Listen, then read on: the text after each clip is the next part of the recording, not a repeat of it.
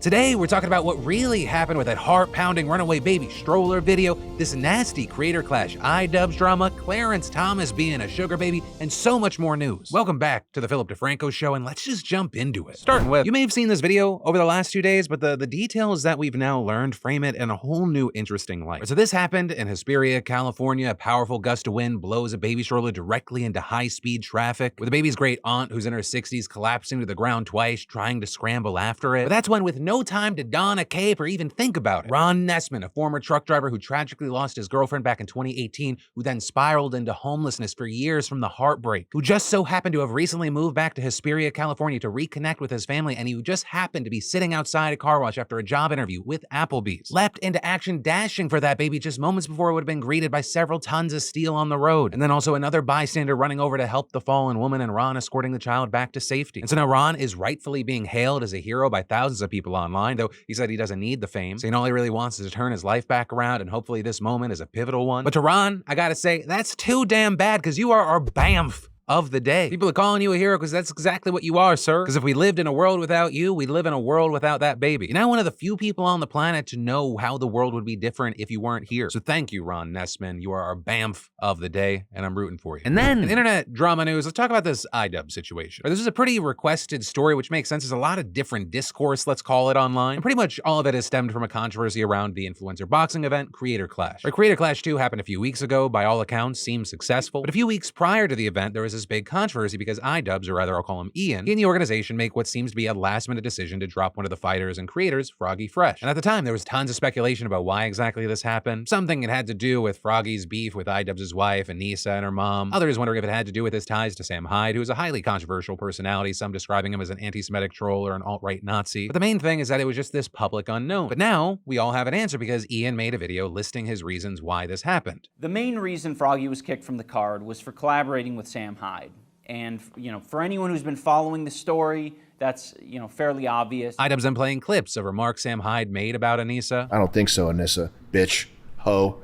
Fucking Anissa. What an ugly piece of shit. Everybody hates him and his wife's a slut. And with all that, saying why on earth would he want to associate with someone who says that, or anyone who supports those comments? Also saying that on top of all that, Froggy himself was involved in insulting people involved in the creator clash. And Ian claiming that he initially tried to look past a lot of Froggy's indiscretions and instead wanted to work with him on those issues. And saying he even asked Froggy just to wait until after creator clash to post Sam Hyde content. But with that, you had Froggy saying he was upset, he thought that it was an inappropriate request, which iDubbbz responded, okay, you don't think it's appropriate that I set boundaries. I don't think it's appropriate that you are hanging out with a guy who doesn't think women are people. But Ian also going further, saying it's not just that Froggy worked with Sam Hyde. Instead, saying that Froggy also appears to harbor some of those same misogynistic views. Even if you didn't do any of the Sam Hyde stuff, why would we want you at our event?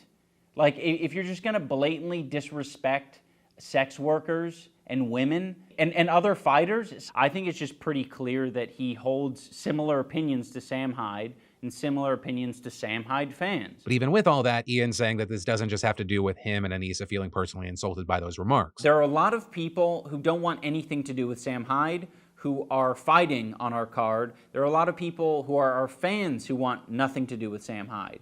So we're trying to protect them. We're trying to protect the environment that we're in. Right, depending on what part of the internet you went to, you saw drastically different reactions. Right, some watched that video and were like, that's an entirely reasonable explanation of why you wouldn't want someone to be a part of your event. Or people saying that it looked like Ian and Anissa were trying to work with him, but he just didn't want to work with them. But then you'd go somewhere else and it was just people dogpiling Ian, calling the decision dumb or pathetic. And so with all that, I want to pass the question off to you. What are your thoughts with this whole mess? Or which camp do you land in and why? And also, if you want a clearer picture, I'm trying to make this consumable. If you want to watch a full video, I'm going to link to it down below like I do with pretty much everything I cover on this show. Yeah, I'd love to know your thoughts. And then, some bad news for weed smokers. According to a new study today published in Psychological Medicine, as many as 30% of cases of schizophrenia among men aged 21 to 30 could have been prevented had they avoided cannabis use disorder, with reportedly young men who use potent marijuana frequently having an increased risk of developing schizophrenia. With co-author Nora Volkow, who's also the director of the National Institute on Drug Abuse, saying while the Danish population, which is the source here because they got 7 million Danish health records, doesn't have as much diversity as the US and genetics play a role in schizophrenia schizophrenia risk, the finding should concern people of all ethnic backgrounds, also calling the evidence sufficiently strong, and so strong that you should be cautious, especially if you have schizophrenia running in your family. Though notably, with all this, the data appears to show that women are less affected by the use, at least comparatively. Right, and this study is notable for a number of reasons, but one of them is also timing. Right, currently, you have many US cannabis companies increasing the potency of their product. In fact, so much so that we're starting to hear more and more voices, whether it be in the US or in other countries like Germany, saying, hey, maybe we need to put a cap on the potency. Which I will say, as someone that occasionally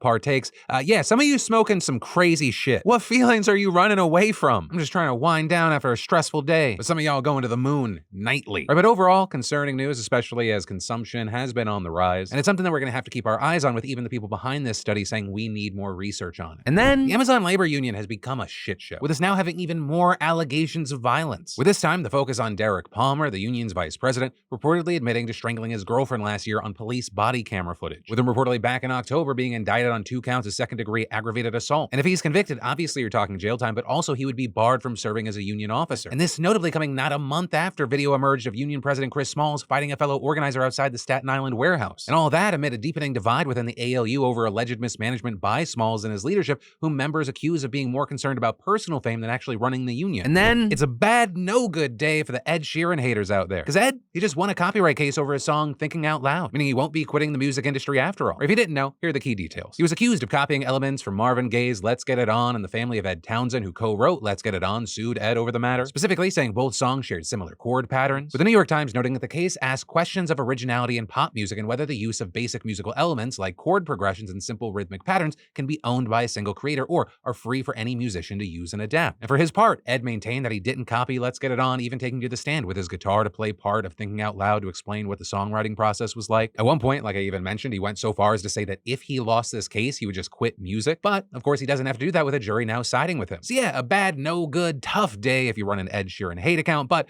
for a lot of people in the music and creative industries, people see this as a win. And that obviously including Ed, who says that, musical chords are common building blocks that have been used to create music long before Let's Get It On was even written. Others supporting writing things like chord progressions are everywhere in music, and rules typically govern how chords are ordered. So of course, there's overlap across an entire industry. And adding here that essentially a crisis has been averted. Right? Because had Ed lost, moving forward, every musician has to use half their creative juices on making sure no one else has ever produced a similar sound. Plus they get sued out the wazoo, with one musician kind of making the comparison that the lawsuit and its implications are the musical version of saying to a painter, you'll have to pay to use red. And then, having multiple pairs of earbuds is almost a must nowadays. Be at a meeting running really long and your earbuds are dying, or you misplace a pair and you're heading out on a hike. And well, that's where the fantastic sponsor of today's show comes in, Raycon. Raycon's on a mission to prove that you shouldn't have to pay an arm and a leg for quality sound and essential smart tech listening features. And starting at half the price of other premium audio brands, you can get a pair and a spare. And they're really comfortable with optimized gel tips for the perfect in-ear fit, so they won't budge, and really, trust me, they will not budge. I've used and tested these for years. Plus, personally, I choose a pure sound profile for when I'm listening to podcasts, balanced sound when the music changes up, and I absolutely love bass sound for when I'm getting really into it. The noise isolation mode is great for when I'm flying, and I can quickly move to awareness mode when moving through the airport. So grab a pair and a spare by clicking the link in the description box, or go to buyraycon.com/DeFranco to get 15% off your Raycon purchase. And remember, they offer free shipping, free returns, and buy now, pay later options, plus a 30-day happiness guarantee. And then Clarence Thomas is a whole ass sugar baby at this point, except instead of sucking dick for money, he fucks a whole country for it, y'all. How is there even more news coming out about him? So much had already recently been exposed, and there's more. When you have political institutions and government, you know that there's gonna be corruption. But to see it happening in the Supreme Court is especially concerning. Right, in the past, when you think about the different branches of government, you think about checks and balances. One of the ones that people would hold in the highest of regards was the Supreme Court, thinking of it as the biggest check and balance. But what we've discovered in large part thanks to billionaire Harlan Crow is that we all got it wrong. He writes checks to undo the balances. Right, and what I'm specifically talking about is that ProPublica has now published another report on the sketchy-ass relationship between a high court justice and a billionaire real estate magnate and Republican megadonor. And this notably coming just weeks after the absolutely stunning report that revealed that Thomas had been accepting incredibly expensive luxury gifts from Crow for over 2 decades without disclosing them. And what we're seeing with this latest report is like Crow is coming up with every possible way to throw money at this man. And in this case, a third person, Justice Thomas's grandnephew, Mark Martin. Right, because in 2008, Thomas decided that he was going to send his grandnephew, Mark Martin, to Hidden Lake Academy, a private boarding school in northern Georgia. And Martin had lived with Thomas and his wife for years and was in their legal custody, with the justice recently telling an interviewer he was raising him as a son. But the tuition at this boarding school was just insanely high at over $6,000 a month, which, hey, is a big spend, but seemingly something that the couple could afford. Thomas and his wife bring in combined incomes of more than $500,000 in 2006 and over $850,000 in 2007. But turns out, like with a lot of things that we've learned recently, the Thomases did not foot the bill. Instead, according to a bank statement for Hidden Lake from July of 2009,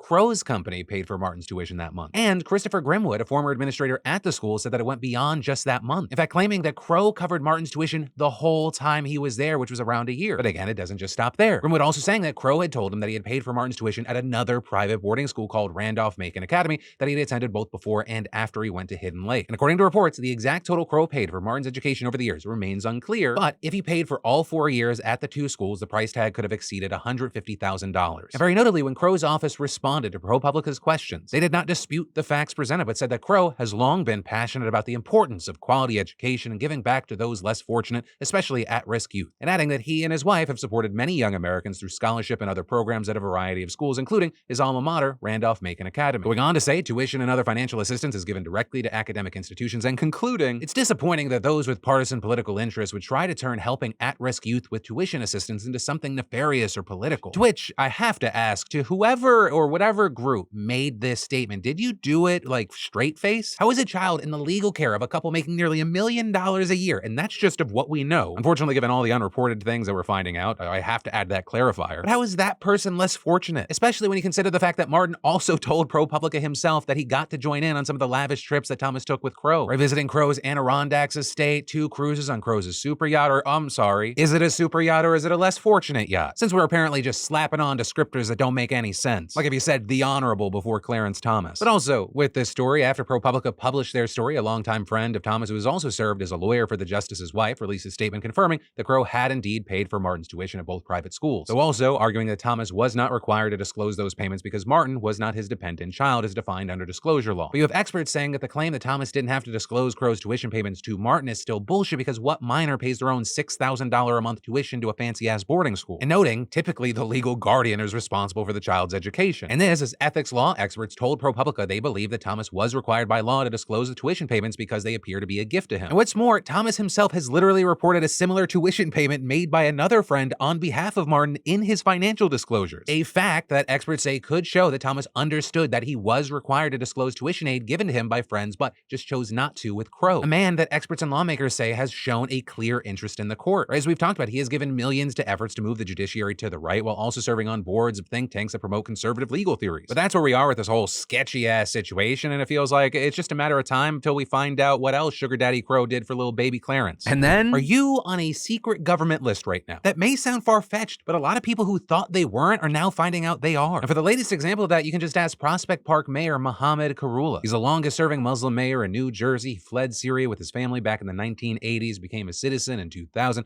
got elected to the Prospect Park Council in 2001, and then became mayor in 2005. And since then, he's grown to be a revered and influential figure both in his local community and among New Jersey Muslims, which is exactly why on Monday, the White House invited him and hundreds of other Muslims to a belated celebration marking the end of Ramadan, with Karula even helping the Democratic Party compile a list of Muslim American leaders to invite. But when just minutes away from the White House, Karula got a phone call from the Secret Service abruptly disinviting him from the event without any explanation. So he talks to the Council on American Islamic Relations, and it turns out that his name is on a secret FBI terrorist watch list that got leaked earlier this year, saying that his name was added to it just a few years ago in 2019, which is exactly when he started getting harassed at airports seemingly for no reason. In 2019, I was held and interrogated at JFK Airport for 3 hours.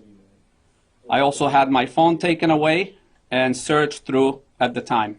This happened multiple times between 2019 and 2021 when I was returning from Canada by land, where I was held up in a glass-holding area for my children to watch me and ask, "Why can't we be with you?" So you had activists and politicians calling on the Biden administration to explain what happened on Monday, but still, days later, spokespeople have refused to give anything meaningful. And with all this, Karula himself stresses that the problem isn't that he was disinvited, but instead saying the problem is that the secret list exists at all. Because with hundreds of thousands of names on it, there's no transparency about how or why names are added or removed, nor is there any recourse people can take to get their names taken off the list. Plus, a federal court already ruled the list unconstitutional back in 2019. And remember, we're only hearing about this story because it involves a high-profile figure. Meanwhile, for everyone else on this list, it's probably going to go unnoticed. And then, Saudi Arabia is saying that LGBTQ visitors are now welcome. But but are they really? Because the country recently updated its Q&A of its tourism website, adding the question, are LGBT visitors welcome to visit Saudi Arabia? And them answering, everyone is welcome to visit Saudi Arabia, and visitors are not asked to disclose such personal details. Now, from a business stance, it makes sense why they want to court this group. Right? According to the CEO of the world's largest LGBTQ+ travel platform, research shows they spend more money in a destination than heterosexual couples and tend to travel more times a year, and saying it's a very interesting and lucrative demographic, and countries are plowing major revenue into attracting it. However, Brett and Gary, before you pack those bags, big asterisk, that's the only information they provide. Because while there are reports that at least in the tourist destinations, locals were relatively open to LGBTQ+ people, it does not change the fact that same-sex activity in that country is still prohibited and carries the possibility of death. Or, if you're a lucky boy or girl, hundreds of lashes and years in prison. Yeah, if you want that adventure, you want that adrenaline rush that comes from hiding from the authorities and possible death, Saudi Arabia, a fantastic LGBTQ+ destination. And that is actually where today's show ends. Thank you for choosing me to be your daily dive into the news.